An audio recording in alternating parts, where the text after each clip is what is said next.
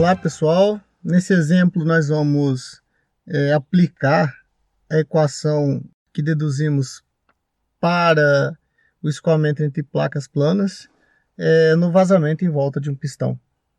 Tudo bem? O enunciado do problema diz que um sistema hidráulico opera uma pressão manométrica de 20 megapascal e 55 graus Celsius. E diz ainda que o fluido hidráulico utilizado é um óleo SAE 10W. Nesse sistema hidráulico, ele diz que uma válvula de controle consiste em um pistão com 25 milímetros de diâmetro montado num cilindro com uma folga radial média de 0,005 milímetros. E pede aí, para determinar a vazão em volume do vazamento se a pressão manométrica do lado de baixa pressão do pistão for 1 megapascal. Aí ele ainda diz aí que o pistão possui 15 milímetros de comprimento. Então o objetivo do exercício é basicamente nós utilizarmos o que? Aquela fórmula que nós deduzimos para a vazão por escoamento entre placas planas, para determinar a vazão de óleo devido a essa diferença de pressão ΔP no sistema cilindro-pistão. Notem que uma vez que a folga ela tem uma dimensão muito menor do que o diâmetro do pistão, então nós podemos aí considerar que os efeitos de curvatura são desprezíveis, ou seja, nós podemos tratar esse problema como se fosse um problema do escoamento entre placas paralelas. Tudo bem? Além disso, nós vamos utilizar aí as hipóteses de escoamento laminar, escoamento em regime permanente, escoamento incompressível e completamente desenvolvido, ok? Como nós estamos comparando um cilindro na vertical como placas paralelas, então significa que no problema anterior, a profundidade das nossas placas, ou seja, a largura das placas, que a gente chamou de B, ela vai ser dada agora por π vezes d. Então, utilizando a fórmula que nós já deduzimos para a vazão vai ficar como sendo π vezes d ao cubo dividido por 12μ vezes o gradiente de pressão, que como aqui a pressão varia linearmente, então o gradiente de pressão a gente está adotando simplesmente como menos ΔP sobre L. Nós sabemos o fluido, que é um óleo SAE 10W, que está escoando nesse problema, e sabemos também o estado no qual encontra o fluido, que é a 55 graus Celsius.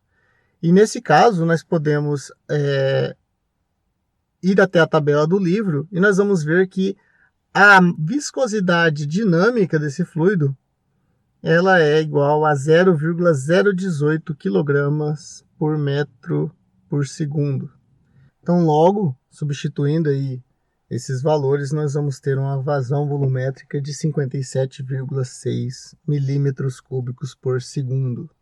Só uma dica aí, observação, se você tiver alguma dificuldade para enxergar esses 57,6 milímetros cúbicos por segundo em litros por segundo, então eu sugiro que você faça uma revisão aí, ok? Que isso daí é muito importante.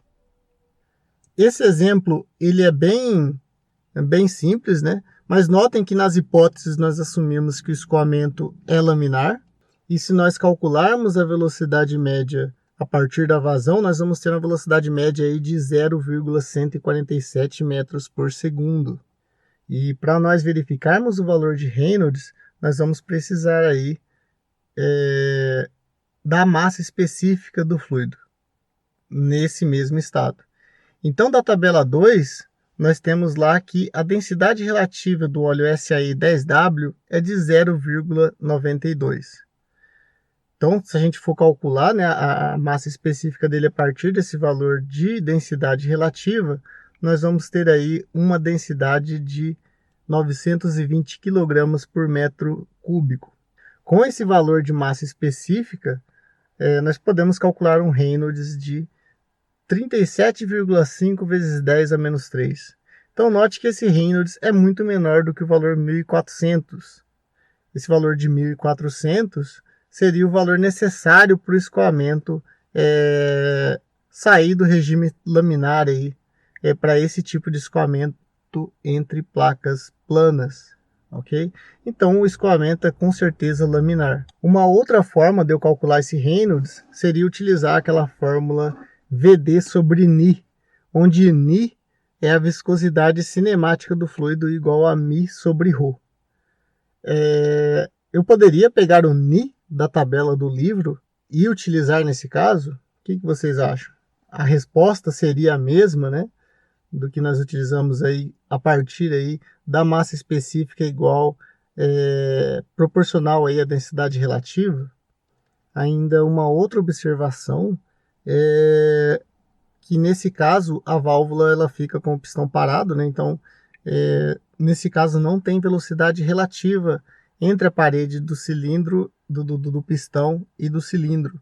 Mas veja que em outro problema no qual o pistão se desloca, você ainda pode continuar utilizando a solução que deduzimos no vídeo anterior. Espero que vocês tenham entendido esse exemplo. Um grande abraço aí e até a próxima.